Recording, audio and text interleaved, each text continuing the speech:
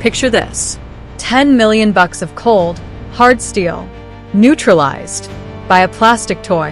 A $500 plastic racing drone just destroyed a $10 million tank. Here's why the century-long era of heavy armor is violently ending, and the age of the swarm is here. We are witnessing the violent obsolescence of multi-ton behemoths as 500-unit racing quadcopters ruthlessly dismantle traditional armored doctrine. By pairing off-the-shelf silicon with basic shape charges, asymmetric forces now bypass the most sophisticated active protection systems on Earth. We must analyze this terminal shift where swarms of expendable plastic wings have finally checkmated the heavy main battle tank. I remember standing at a major defense contractor's proving ground back in 2024. A 4-star brass was chuckling at a display of consumer-grade quadcopters. "Cute," he snorted, crossing his arms. "But they'll bounce right off our Abrams. It's a gimmick." Fast forward to today. Sunday, April 26, 2026. Nobody is laughing now. That same general is likely stress-eating antacids because an entire armored division was just humiliated by a handful of teenagers wearing VR headsets. Driving a tank onto a modern battlefield is like trying to use a wet noodle to open a safe. It's entirely pointless, wildly frustrating, and usually ends in disaster. The steel giants fall witnessing a $500 racing drone liquidate a $10 million main battle tank is a jarring visual reality. It scrambles your brain. You watch this massive, intimidating apex predator of the land get absolutely vaporized by a buzzing piece of plastic you could buy on Amazon. Current 2026 battlefield data tells a gruesome story. Armored losses are no longer the result of sneaky infantry with javelins or rival tanks firing sabot rounds. They are dominated by first-person view, FPV, kamikaze strikes. It's total slaughter. Chart increasing key stats. The 2026 Armor Reality tank kills attributed to FPV drones, 78% tank kills attributed to traditional 8 EGMs, 14% tank versus tank engagements, a measly 8%. Let's talk about production cycles. Designing, building, and deploying a modern heavy tank takes roughly a decade. You have massive logistics chains, political lobbying, steel casting, and millions of man-hours. Conversely, drone swarms iterate weekly. A basement workshop in Kiev or Taipei can tweak a drone's flight software on a Tuesday, 3D print a new payload bracket on a Wednesday, and have it destroying Russian or Chinese armor by Friday morning. You simply cannot win a hardware war when your enemy's iteration cycle is 1,000 times faster than yours. For decades, the main battle tank was the undisputed king of warfare. A rolling fortress of steel designed to dominate entire battlefields. But now, that dominance is being challenged by something so cheap it almost sounds ridiculous. A modern main battle tank costs over $10 million. Some take 2 to 3 years to fully build. Entire factories, elite engineers, advanced armor systems, and highly trained crews all come together to create one machine. Now compare that to an FPV attack drone. Cost? Somewhere between $400 and $800. Production time? Sometimes less than 45 minutes. That's not a typo. One machine takes years to produce. The other can be assembled before lunch. And the contrast only gets crazier. Inside every tank are 3 or 4 highly trained soldiers. Real people sitting inside a giant metal target, hoping the armor holds. But the FPV drone carries almost zero human risk. The operator could be miles away, wearing goggles and controlling the attack remotely. Then there's speed. A main battle tank pushes around 45 miles per hour on a good day over rough terrain.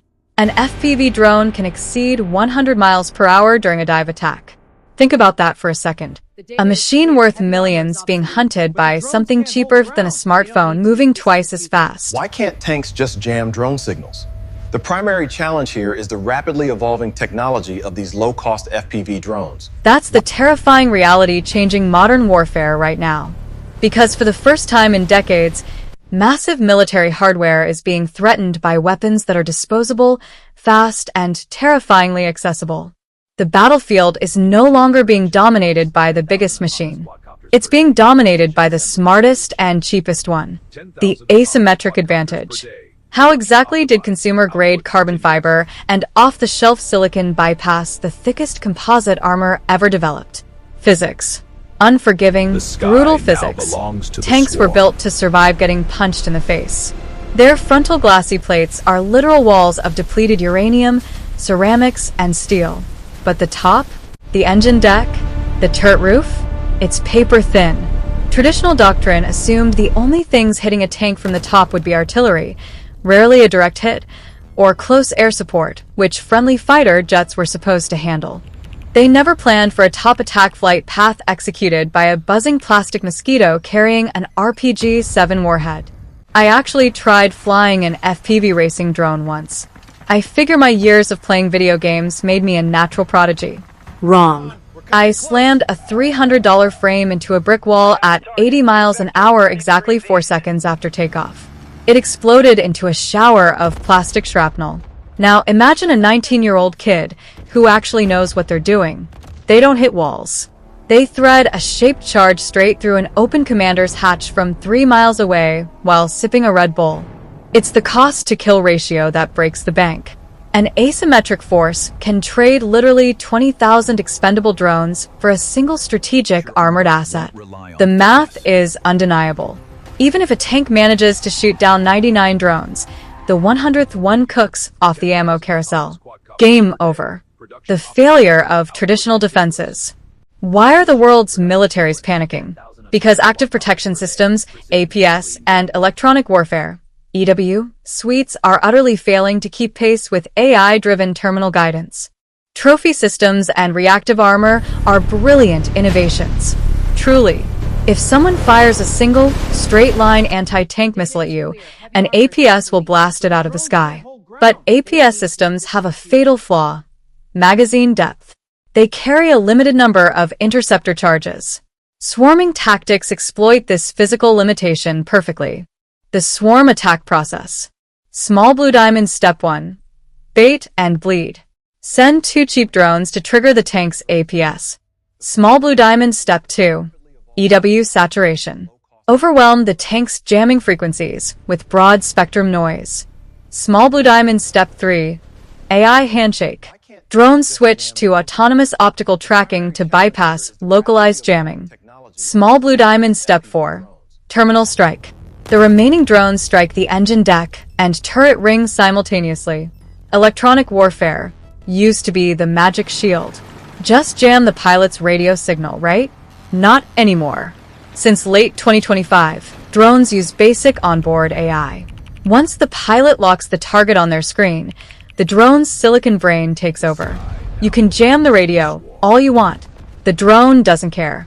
It already knows what a tank looks like, and it's flying entirely on autopilot for the last 500 meters. Then there is the psychological horror. Tank crews are losing their minds.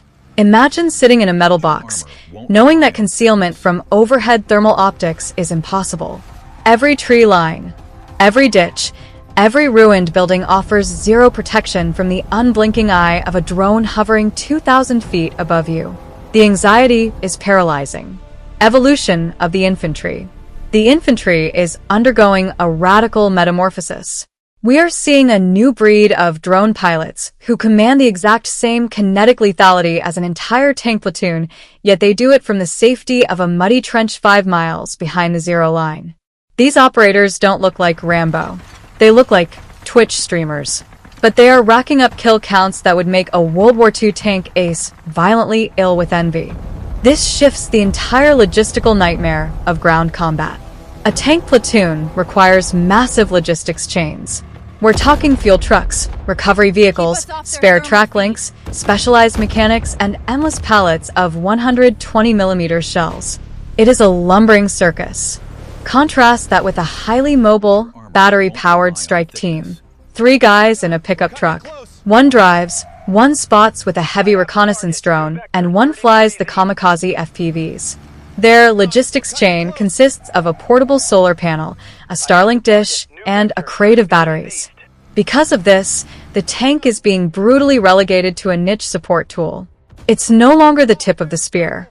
It's an overgrown, highly vulnerable mobile gun used strictly for indirect fire from miles away, terrified to show its face near the front lines. The future of land warfare. The reign of the Steel Kings is officially over. The age of the swarm has begun. So, where do we go from here?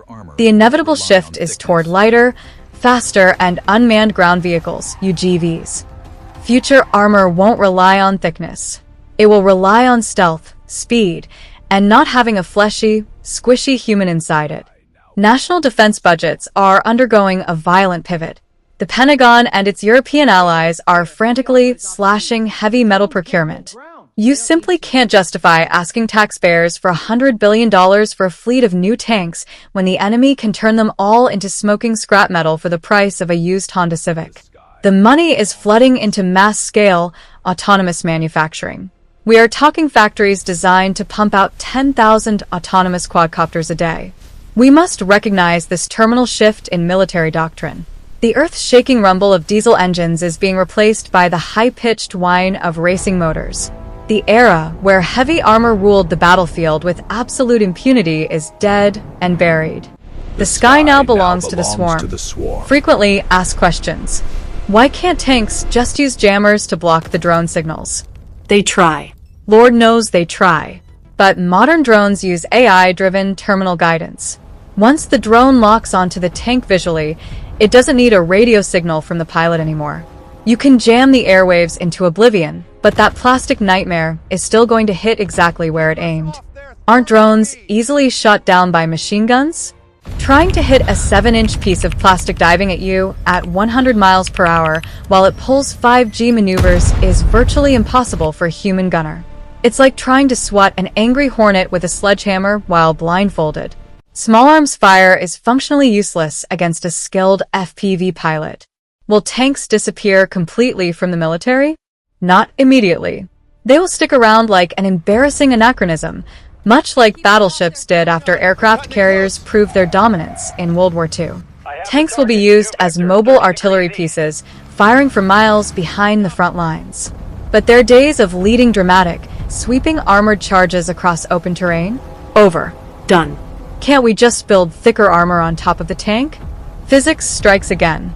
If you armor the top of a tank heavily enough to stop a modern-shaped charge, the tank becomes so top-heavy it will literally flip over on uneven terrain. Plus, the engine needs vents to breathe.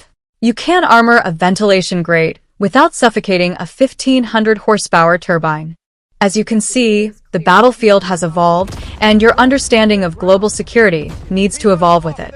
Don't get left behind relying on outdated 20th century doctrine. Subscribe to our weekly dispatch for unfiltered, hard-hitting analysis on the future of autonomous warfare, drone tech, and asymmetric defense strategies. Drop your email below and join the ranks of the informed.